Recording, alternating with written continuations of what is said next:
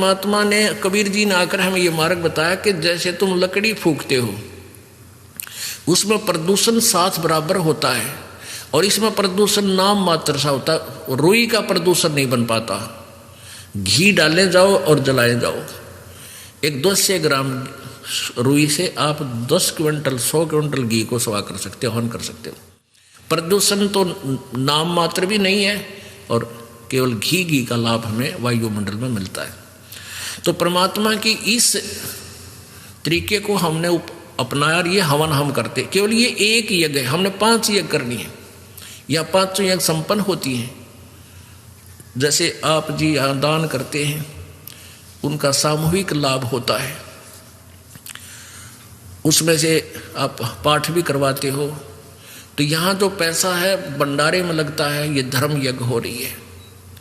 ये ऊपर शेड बना रखे हैं, पंखे चल रहे, ये धर्म यज्ञ हो रही है। एक यज्ञ है धर्म की, दूसरी यज्ञ है ध्यान।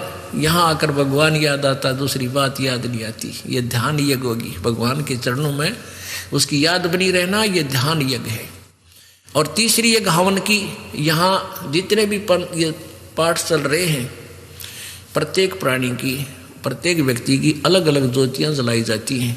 3 दिन तक अखंड चलेंगी, और 3 दिन के प्रोसीजर में पूरे समागम में लगभग 1 किलो घी एक ज्योति का सवा हो जाता है अप्रोक्सीमेटली। और फिर भी यहाँ दिन रात हवन हम अलग से भी एक ज्योति जला कर छोड़ देते हैं। घी का सवा होना ही हवन है। मंत्र हम अपने जाप सभी करते रहते हैं, वो अलग से होते रहते हैं। तो ऐसे हम दिन रात यहाँ अखंड ज्योति जलती हैं। जैसे जो पुण्यात्मा ज्योति हवन नहीं कर सकते घर पे, या और एक्स्ट्रा ज़रूरत है उनको ग्लूकोज चढ़ाने की, तो यहाँ ज्योति के लिए पैसा जमा करा देते हैं, हम उनका हवन यहाँ करते रहते, ज्योति चलती रहती। तो इस प्रकार जो केवल हवन करते हैं और इनकम्प्लीट मंत्र जाप करते हैं, उनको मोक्ष नहीं हो सकता। हाँ, वर्क डन अवश्य मिलेगा, जैसा जिसने किया वैसा लाभ मिलेगा, लेकिन हमें तो मोक्ष कराना है। वो मोक्ष होगा इस पूरे प्रोसीजर से, पूरे ट्रीटमेंट से। अब जैसे खेत में बीज दिया और खाद पानी डाला नहीं, और खाद घेर दिया, पानी डाला नहीं, तो भी व्यर्थ है। तो एक हवन यज्ञ ही कर देना, तो समझो जल नहीं डाला, खाद डाल दिया, तो और बेकार कर दिया। तो इस प्रकार परमात्मा ने ही आकर हमें ये सुचारू प्रोसीजर परमात्मा के पाने का बताया है। अप आरती अप साजे, अप किंगर अप बाजे, अप ताल जहाँ जनकारा, आप न से आप देख नारा, कह कबीर ऐसी आरती गाऊं, आप आवाज़ आप सुनाओ। परमात्मा ने स्वयं ही आकर दास बनना पड़ा, स्वयं ही आकर यहाँ पर भगत बनना पड़ा, स्वयं ही आकर तत्वदर्शी संत बनना पड़ा, और भगवान तो वो है ही।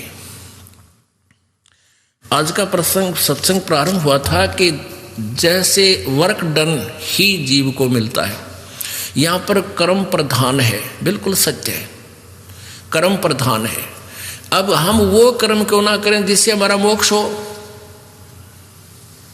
हम वो कर्म करें जिससे, कर्म तो करना ही है, पेट के लिए तो कर्म सेपरेट है, लेकिन भक्ति मार्ग के जो कर्म हैं वो हम वही करें जिससे हमारा मोक्ष हो। तो यहाँ का प्रोसीजर है, यहाँ का विधान है कि जैसे कर्म करेगा वैसा ही फल मिलेगा।